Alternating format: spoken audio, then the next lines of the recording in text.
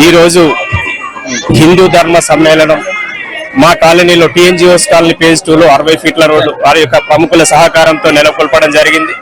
హిందువుల యొక్క ఐక్యత గురించి, హిందువుల మీద జరుగుతున్నటువంటి దారుణాల గురించి, మనం భవిష్యత్తులో ఏ విధంగా ఉండాలి, మనం భవిష్యత్తులో ఎంత ఐక్యంగా ఉంటేనే ముందుకు వెళ్ళగలుగుతాం. మనల్ని కులాల పేరుతోని విచ్ఛిన్నం చేస్తా ఉన్నారు. కాబట్టి గడప లోపటే కులం, గడప దాటితే హిందువులం, మనమంతా కూడా ప్రియ బంధువులం అనేటువంటి ఒక నినాదంతో ఇవాళ మా కాలనీ వాసులు ఐక్యంగా ఉండాలి.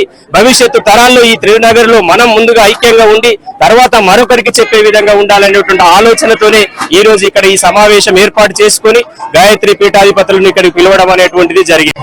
ఈ యొక్క అదే విధంగా మహిళా వక్త అడ్వకేట్ అయినటువంటి సముద్రాల కవితక్క గారు, తర్వాత కుటుంబ ప్రబోధన లక్ష్మణ సుధాకర్ గారు కూడా ఈ రోజు మా యొక్క సమావేశానికి పిలవగానే రావడం జరిగింది.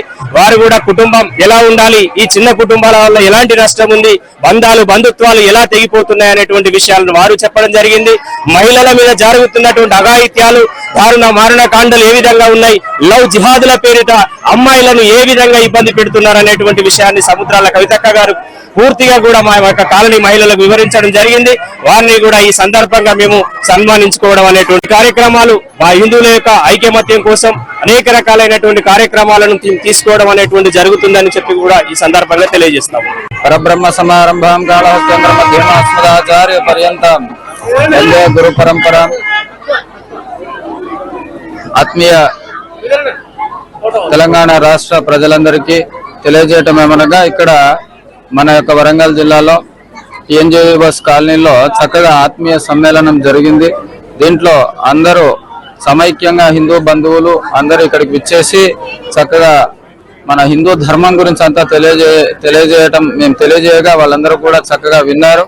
అందరూ ఐక్యంగా వచ్చేసి ఇక్కడ చక్కగా కూర్చొని వీళ్ళందరూ ధర్మం గురించి విన్నారు. దేశభక్తి, ఇక్కడ ముఖ్య వక్తలు మాతో సహా ధర్మం గురించి, దేశం గురించి, మన యొక్క రాష్ట్రీయ స్వయం సేవక్ సంఘ్ నిర్మాణం చేసినటువంటి 5 సూత్రాలను, కుటుంబ వ్యవస్థ, తర్వాత దేశ వ్యవస్థ, వ్యక్తిగత వ్యవస్థ, వీటన్నిటి గురించి కూడా చక్కగా విశ్లేషించారు. మాతో సహా మేము కూడా చెప్పాం. ఈ విషయాలన్నీ కూడా చక్కగా విన్నారు. చక్కగా ఐక్యంగా హిందూ ధర్మంలో మేమంతా పాల్గొంటామని చెప్పేసి వాళ్ళందరూ కూడా ఆమోదాన్ని తెలియజేశారు. ఈ సందర్భంగా ప్రజలందరికీ తెలియజేయడం ఏమనగా, ధర్మాన్ని రక్షించండి, దేశ చట్టాలను, ధర్మాన్ని గౌరవించే విధంగా ఉండండి. ధర్మం ముఖ్యం, దేశం అంటే ధర్మము, ధర్మాన్ని మనం ఆచరించాలి. కాబట్టి ప్రతి ఒక్కరు కూడా కుల వివక్ష వీటన్నిటిని కూడా పక్కన పెట్టేసి, కులం అనేటటువంటిది గడప లోపల వరకే, బయటికి వస్తే హిందువులం అనే విధంగా మనమంతా ఉండాలి. అందరూ కూడా ఆప్యాయంగా ఆత్మీయంగా పలకరించుకునే విధంగా ఉండాలి. మహిళలను గౌరవించండి, దేశ చట్టాలను గౌరవించండి. జై శ్రీరామ్.